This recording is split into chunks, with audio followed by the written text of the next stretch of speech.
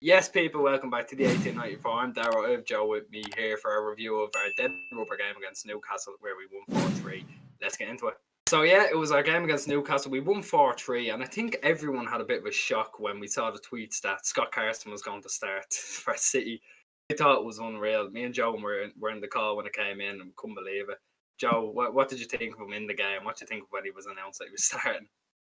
I mean, the initial tweets, you want to believe that it is true because it's Carson and he's just a massive meme and everybody knows the story behind it and how it's just really funny. He's the only person in the squad at the moment with the European medal, so you see the tweets, you go, it'd be funny, but it's not going to happen. This is just news coming out because it normally you see these tweets about team news coming out around 15 minutes before it's announced. This one came out around half an hour before it was announced, but when they got off the bus and he goes to do his pre-match media duties, you kind of go, he's actually going to play and he's actually going to make his debut and a Premier League appearance, and it's just mental to think. I mean, with the goals, he couldn't have done much more. Poor marking from the first one. Other two were penalties. He actually saved one of the penalties as well. It was just a rebound. So he couldn't have done much more. I mean, it was just good crack to see him. Nothing riding on the game. He's no longer got less appearances in goal than Kyle Walker, which is, for him, it'd probably be quite embarrassing. But, I don't think he really cares because I don't think he expected to play. Yeah, no, definitely not. But yeah, like you said, weird lineup. Ake was in. Ty was poor. I think you probably agree. He gave away the first penalty, contentious penalty. He was stood on, but he shouldn't have slid in the first place, in my opinion. And he was joined by someone who you love dearly. Eric Garcia was playing, who I actually thought had a good start, but he was just born for pace thousands of times by Sam Maximin, by even Joe Linton, who was like a truck. It was a poor showing by him, and he was really the first goal was down to him as well. I'm sure. I think you said that, Joe, and he got burned past for the penalty as well. So poor showing from him. He wouldn't have got high rating regardless. We don't like him. I'm not going to ask you about him, Joe, because it'll be another 10-minute rant. But Walker played as well. Joe, what did you think of him? Obviously, the guy who gave away the second penalty. It's another one of those where he hasn't gone to make a challenge, but because they've collided in the area, I think it was Joe Willock who went down, and it is a penalty because there has been contact. He feels the contact, he goes down, but that situation shouldn't happen because Eric Garcia should deal with it. He was just too slow yet again.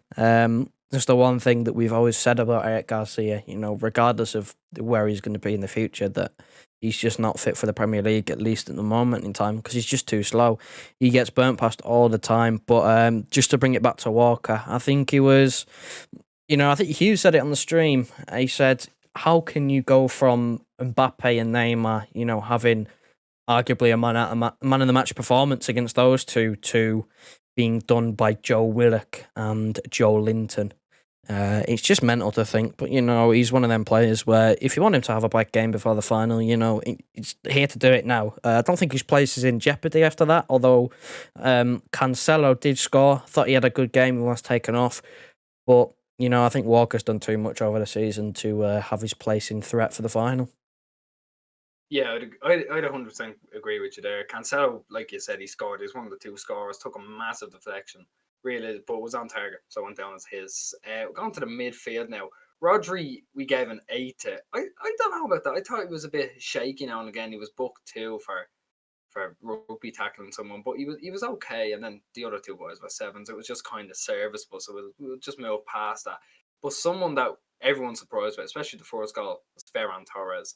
I thought he was unbelievable, and it solidifies everyone's point. He is the best. He has got the best movement in the City squad, and he is the best finisher in the City squad. So what you make of Mister? I mean, the first goal was incredible. Flick on from I don't think it was a corner. I think it was a wide free kick, but a flick on from his heel, loops over the goalkeeper. You could say Zlatan-esque. I think that's how the City account, tweeted it as. I think Hugh said it on the stream as well. As for the other two goals, I remember the one where it hits the post from, I think it was Cancelo who shot. I'm not quite sure if it was. I think it was. It comes off the post, just alert there, ready in the area, ready for the tapping into an open goal. You know, that's what we've been missing without playing with someone up front that sort of in the area, ready to get on the rebound, deflection, just anything, just movement. You know, Pep said it in his interview that he can play across the front three. He can be used as a number 9. I think he should be, because I just think he's better in front of goal than Jesus. In the first half, it almost landed up with Torres on the right, Jesus through the middle. We switched it in the second half.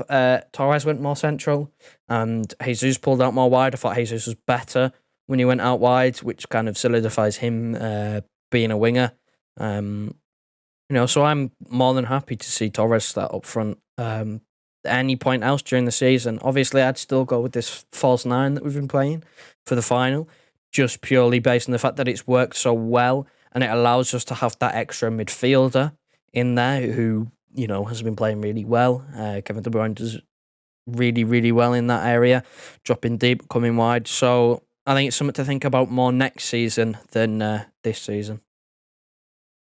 Yeah, like you said, Pep's interview it was actually really funny interview. I thought he was still a bit drunk from Tuesday, but he said he had a quote now where he says Torres can smell a ball a second before it comes, and that is what we're missing from the striker. Like you said, the poaching instincts he had to get onto the Cancelo shot, and even the Jesus cross was just fizzed in. It was just, I thought it was world class from him. His movement, his finishing, it's world class, and you know, I'm happy we had him here. We got him for 20 million, which is a steal, and long may it last. I wouldn't start him for the final myself, but yeah, that's it. That's it really for Torres. Thought it was great. Right, so that was our take on the game. Obviously, let us know what you agree with, what you disagree with, player ratings wise, man of the match. We're trying to hit 250 subscribers by the end of the season. We're currently on the stump of 232, which we can't get over at the minute. So if you want to share it around, what you can do for us, that would be highly appreciated. There's a link below for our Discord, which you can actually get your name of the bar going below Joe if you join it. And yeah, we'll be back for the Brighton game. Have a good one.